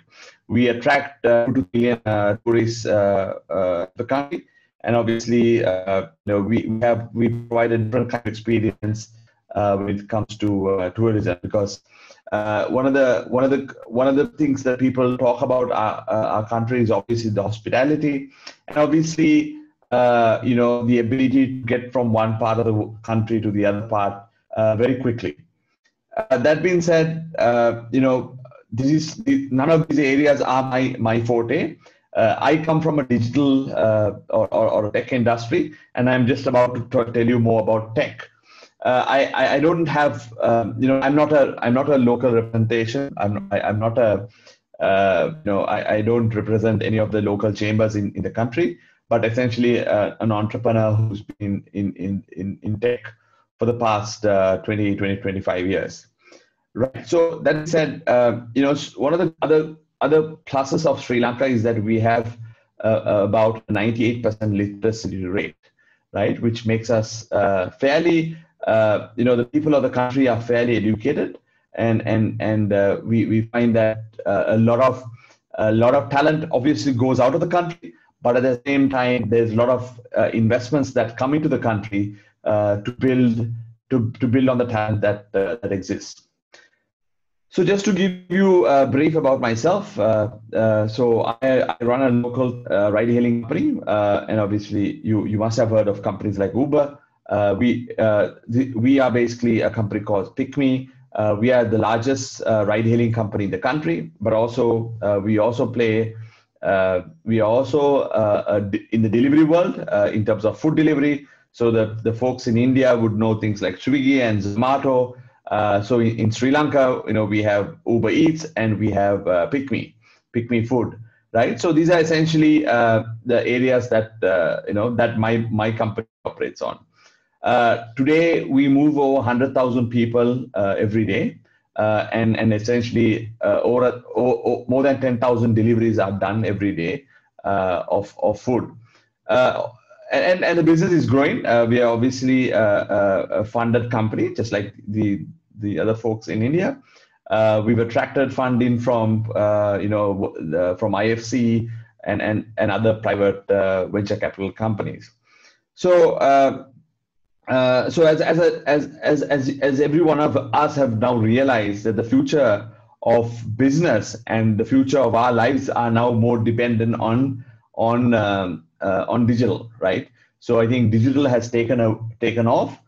We've seen how sort of Corona has just leapfrogged some of the digital initiatives around the world and in our offices, right? I think when Corona started to hit Sri Lanka by mid-March, all work business, and then I think there came tools like Zoom and Hangouts and Microsoft Meet, and everyone started to use these tools to work from home. And I think it has become the new norm, right? I think a lot of us, a lot of the people in the tech world will go back to office, right? I think that's for certain. For the next, at least for the next 1 year to 2 years, people are not going to go back to office. They're going to work from home, and that's how we are going to look at things, right? People are not going to go shopping too much, right? They're going to get things delivered to their homes, right? And this is how people are going to live their lives as we go along. I think it is as Mr. Loganathan has mentioned, it's a new opportunity. It's an opportunity for budding entrepreneurs to take advantage. And I am sure that most of us that are in this webinar should use this as an opportunity to leapfrog in your ambitions that you have. So just to talk you through our country, Sri Lanka, right? So today, Sri Lanka has been able to take control of the COVID situation. Today, our markets, our economy is open. We're back in our normal lives. Transport has begun. The markets are open, and we essentially have our normal life has just begun, right? And I think on the beginning of August, we are going to open our airports again to allow more of the tourists to come into the country, because this is an economy that has a dependency on tourism, and we are hoping that we take certain initiatives to ensure that tourists come to the country, but obviously in a very safe way. So I think so that's what the country has to offer. But on the tech world, I can tell you that Sri Lanka has a number of achievements that they've done. Today, some of our softwares run certain things like the stock markets around the world, right? Today, the London Stock Exchange is run by Sri Lankan softwares. We also have, the London LSE that has set up offices in Sri Lanka for their development. We also have other world-class software houses in the country, though not in the size of India, because obviously India is a much larger market. But we have built certain niches that have become fairly the strengths of our country. And obviously, for example, things like middleware softwares are developed in Sri Lanka, and I think we will see more and more newer products coming in, and obviously newer investments coming into these markets. Yeah, so I'm happy to answer any questions pertaining to the industry in the country. I'm not an expert in the other areas, so I will not be able to answer any of those questions. That being said, today we work. I must say that though we are a Sri Lankan brand, we have already started looking at other markets around the world. And I think we are making our way into certain markets in the region and as well as in Europe. So that's the interesting piece, and I'm happy to discuss further about it. But that being said, thank you so much for JCI for inviting me again. I'd like to pause here, and if any of you have any more questions, I'm happy to answer them.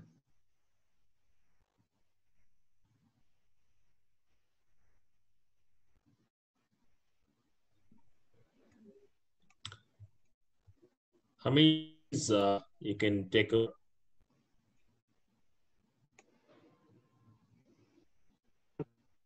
I joined JCI, the national president. So I'm so happy to bring you back to one of my webinars which I am moderating today. So thank you so much for accepting, and thank you so much for accepting, sir. And participants, any questions you have, just post it in the chat box, and I'll be happy to convey to Zulfa.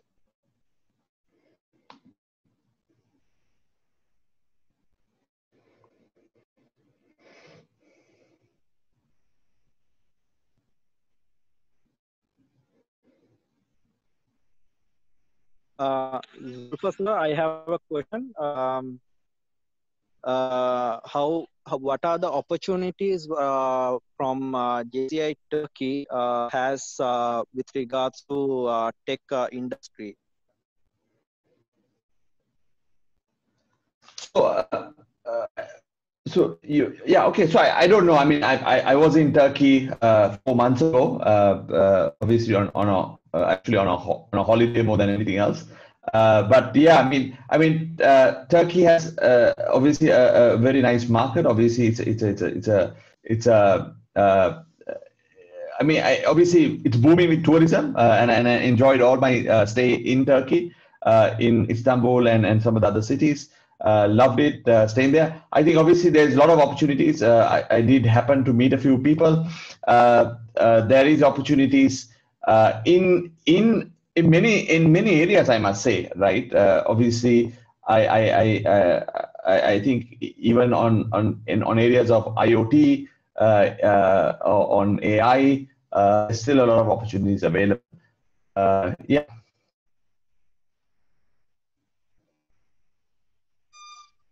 Okay, sir. And there is another question. What is the advertising, digital advertising media that Sri Lanka is using these days? So in Sri Lanka, we are obviously heavy on YouTube and Facebook. And I think a lot of people spend a lot of time in those tools. We have obviously the latest trend of TikTok is also taking off. Obviously, the opportunity to advertise is not yet there, but Facebook and YouTube is the main one. On Facebook, you've got opportunities in Instagram, etc. But we don't have. I should say that we don't have our ISP kind of setup here. And that's probably an opportunity for any advertising networks who would like to set up in this country.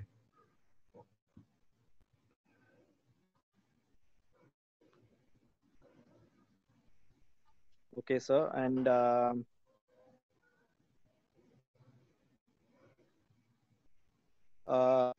there is another question, sir.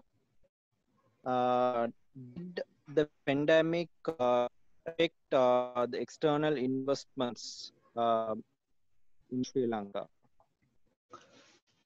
So I think, it's very early to say that. Obviously, there's still a lot of investments still happening. I can tell you investments have increased, right? That's for sure. Because I think today the world has become so, what can I say? I think everyone has sort of realized how important to have redundant solutions, right? For example, HCL from India just I think 3 weeks ago, decided that they're going to set up a development center in Colombo, right? So that is essentially building on redundant capabilities, right? So should something go wrong in India, there is always an opportunity to move operations to Sri Lanka, or the Sri Lankans can take over, right? Now, there are certain software houses that operate in India and Sri Lanka. And this is the opportunity that the two countries offer, right? So you could basically lean on each other to ensure that when you serve more developed markets like in Europe or in the US, you can sort of bench up, sort of de-risk yourself by setting up your operations, because the cultures are pretty much the same. At least we understand each other in our business and in our communication. So the to answer your question, I think the investments have increased, and we're expecting more investments to come in because of that simple reason, right? So I can tell you, when there was floods in Chennai, the telecom infrastructure relied on Sri Lanka to provide them with India with all the call routing capabilities, right? I know for a fact Tata had an operation here that was on full swing when the Chennai floods happened. So in situations like that, Sri Lanka has become a point of backup for some of the operations in India as well as around the world, right? Even Singapore companies operate here as a backup center. Okay, and another question from Ranjit Kumar. Do you have NRP software require exporting units? So I'm not a software house. We run a digital company. So we're into digital. We essentially offer digital solutions in areas of mobility, and that's our game. So we are essentially the equivalent of Ola and Swiggy in India, right? So that's what we are. So we don't essentially provide our software. We don't offer it like a software house. But I don't know anyone in that space. But obviously, I know a lot of ERP companies. If you ping me, I'm sure I should be able to link it up. If there's anyone that offers that space. Okay, and there is another. Do we have digital solutions for our school textbooks? I think there's a lot of interesting solutions that are coming out. I think it's going to be very interesting, whether it should be textbooks or whether it should be teaching on the digital platform altogether, right? For example, in India, you have Baiju that is doing a fantastic job.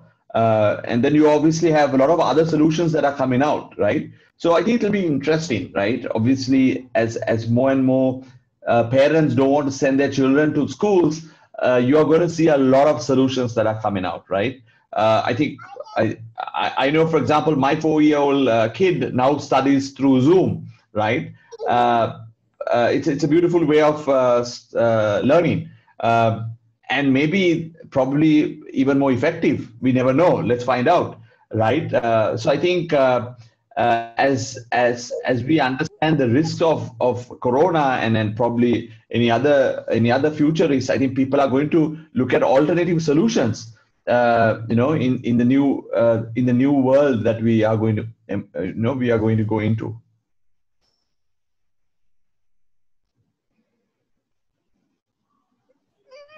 Okay, sir. And one more thing, does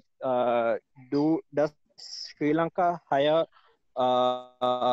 international employees after the pandemic? So I can tell you that before the pandemic, we were hiring.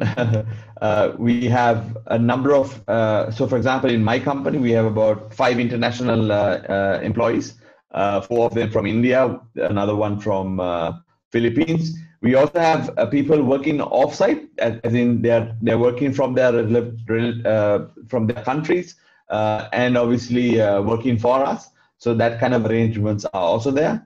So they work remotely. Yeah, so to answer that question, yes. See, for example, today you don't need to be in the world that in the industry that I am in. We don't need employees in our country, right? We can essentially hire people from wherever they are, right? And we've built systems and solutions around that, so that people could work on our platform remotely.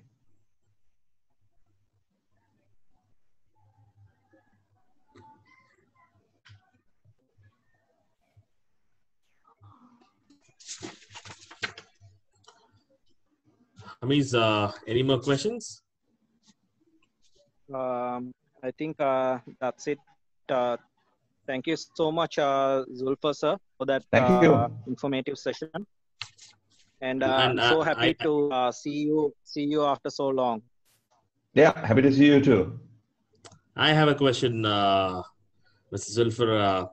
You said you're something similar to Swiggy, Zomato, and Ola, Uber, right? I am in India. Swiggy and Zomato, they've started delivering groceries and the luxury products, adding to the food delivery service which they are already doing. So how about your brand, Pick Me? Are you into that already, or are you planning to do that in Of future? course, yeah. So we are. So our vision is to make sure that if we can deliver everything through our platform. Today, yes, you're right. I mean, when curfew hit us in our country, we were the solution to get essential goods to your homes, right? So in the first 1 week, first 2 weeks, we did over 500,000 deliveries in the first 2 weeks, right? So that's the capability of our platform, right? We have about 80,000 delivery vehicles registered on our platform, and we essentially can activate these kind of capabilities. So during COVID, we had what we call curfew. In other countries, they call it lockdown. Right? When that happened, we essentially were the only solution that allowed that the US government recognized that allowed us to deliver essential goods to people. We also went about, here LPG gas is in cylinders. I'm sure it's the same in India as well. But even gas was delivered through our vehicles, right? So that's one other way of how we became very important. And obviously today, we do groceries. Food is another channel. Groceries is another. We obviously do things like even delivering things like cigarettes and other products like that. Fantastic. So, post-COVID, your business opportunities has grown many folds, and glad to know that. And so thank you so much, sir. Thank you so much for being here and answering the questions and sharing your success story. Thank you, Mr. Thank you, Zulfar.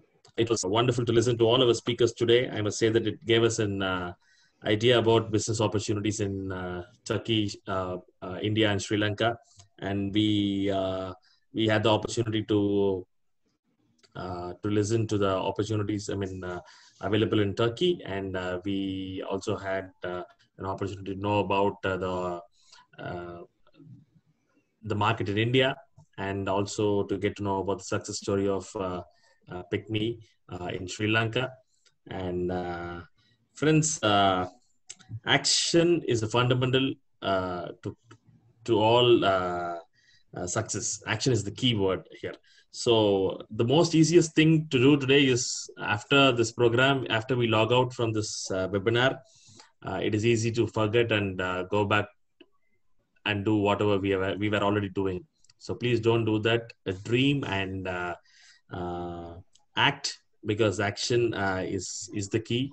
And also remember that every big business starts small. So take a cue out of today's program and do something which will be helpful for you and for the future of your country and your family.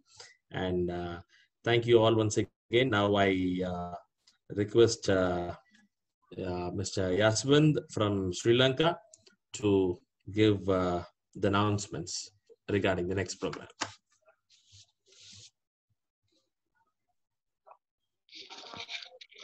Okay, there's a small connection issue, so I'll be switching off my display.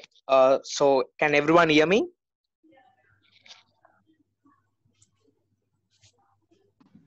Yes, we Yes. can. Okay, so as for announcements, so the organizing team would like to request everyone to wait a few minutes to start the session, the speed marketing session. So speed networking session. First of all, you should fill the Google Doc form and then join the WhatsApp group. Each participant will be given maximum of 2 to 3 minutes to actually present their products so that the interested parties can contact them in order to do business. That's the announcements from my side. Over to you, moderator. Thank you so much, Yaswand. Yes, my dear friends, you can see in the chat box we have already circulated a Google form and WhatsApp group link. You can go ahead and fill out that Google form and also join the WhatsApp group. We from JCI, Turkey, India, and Sri Lanka, we are planning for a speed networking session, which will happen very soon. We will intimate the date and the time very soon. And based on your request, which you are going to fill up through the Google form. So after that, we will plan a date and we will announce, and we are also exploring the opportunity to give a global platform for the business people in JCI to do global business.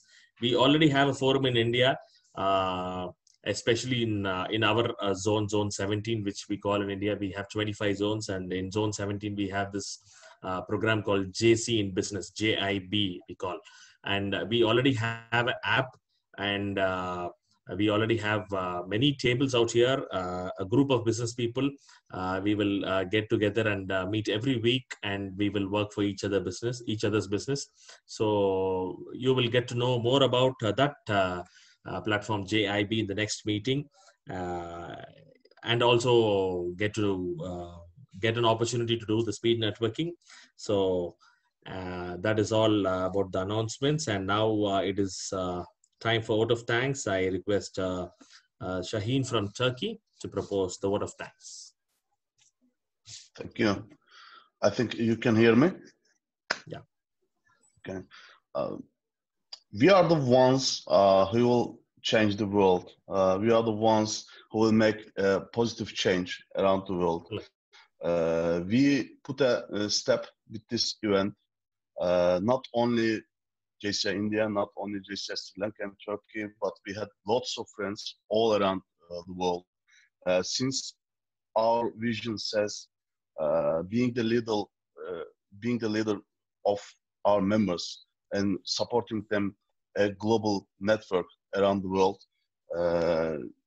This is really important, and I'm really happy to see lots of members, lots of supporters in this event. We had really great speakers. I really want to thank them. Dear Kübra Ulutaş from Turkey, Mr. Dr. Loganathan, and Mr. Zulfer.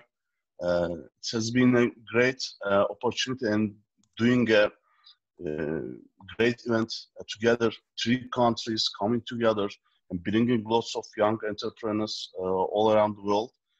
It's an amazing networking and sharing. We had lots of fun with CFC team. It has been maybe 1 month. We are preparing for this event. We will keep doing this. Our only mission here is to bring more positive people together and to make the world a better place. Correct me if I'm mistaken. Obata Sututi in Sri Lankan, I'm trying to say. Danyavad in Indian. Teşekkürler. Thank you very much for all of you. Thank you, Shaheen. That was wonderful. Yes, you got it right.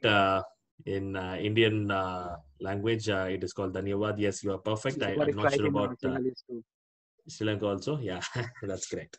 So thank you so much for the vote of thanks, Shaheen.